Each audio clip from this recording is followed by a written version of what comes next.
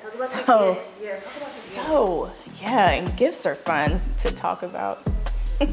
Because gifts are like, you don't know if like, we're usually like insecure about them. And for me, I've always heard that I was a good writer from my mom.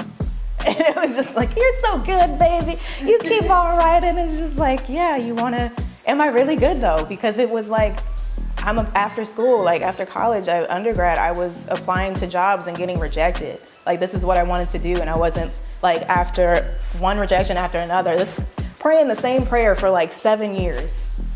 And then this like last year, November, is when I somehow start writing for Washington City paper.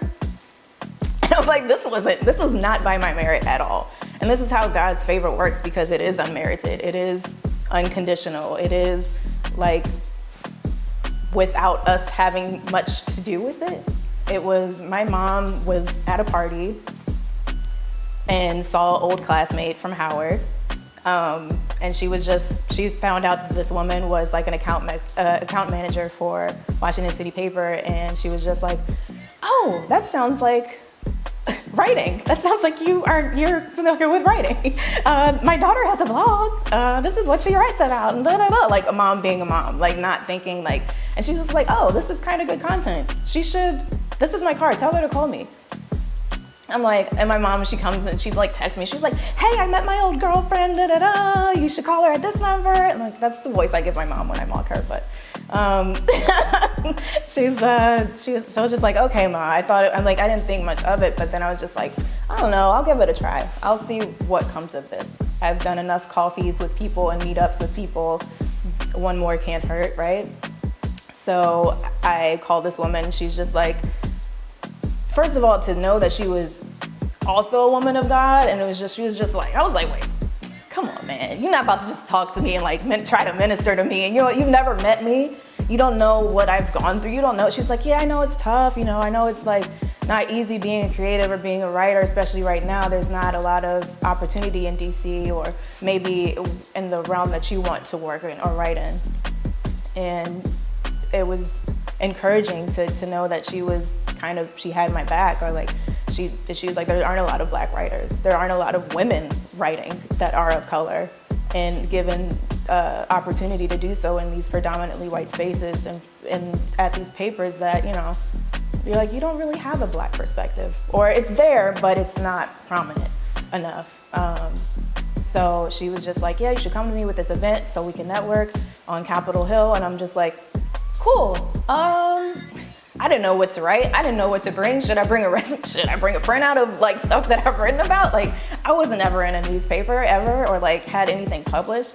And, I meet with someone and we were talking, and she was just like, yeah, so I'm the editor for their, it's called a Steady Lights column is the name of the column, and it's music and arts. And she's like, yeah, we're looking for freelance writers all the time, so just, send me your email and we'll add you to the listserv. We'll send out like stories we want people to cover every week, so just be on the lookout for that. And then she actually sent some stuff to me, and I was just like, can I just pitch this? And she was just like, yeah, that's great. And I was like, well, Jay-Z's coming to DC in a couple months. Can I write about that? And she's like, yes, you are on it. So it's just like, okay, I'm gonna do this.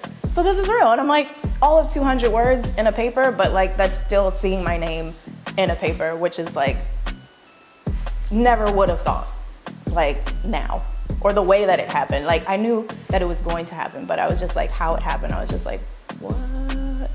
What? This is real? So that's how that happened. Mostly those conversations between me and God after seeing my name in a paper, or just being able to write on a platform like Washington City paper. I was just humbled and just in such a position of thankfulness, and I would cry all the time in thankfulness whenever I prayed. So I like had to stop praying. I felt like I had to stop praying for a while because I was always emotional. And I was like, I'm like walking down the street right now. Like I look crazy out here. Like, and that's also part of what I think my relationship with God has developed into, just being completely like not caring what people think or how you talk to him, when you preach to, or like hear from him, and when you pray, and like there's no set time for it. You could be walking down the middle of the street, or just like hearing him talk to you, or just you having a realization of something that he brought in your life, and you instantly break down and kind of just like, wow, me? Like I was just humbled. Like I'm not a Honey Coates, or I'm not Roxanne Gay, or I'm not like these affluent writers who are amazing to me and that I aspire to write like, but like,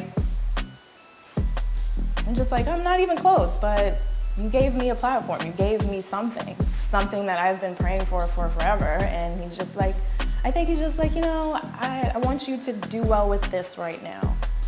I got you where, I know where you want to go, and I told you where you're going.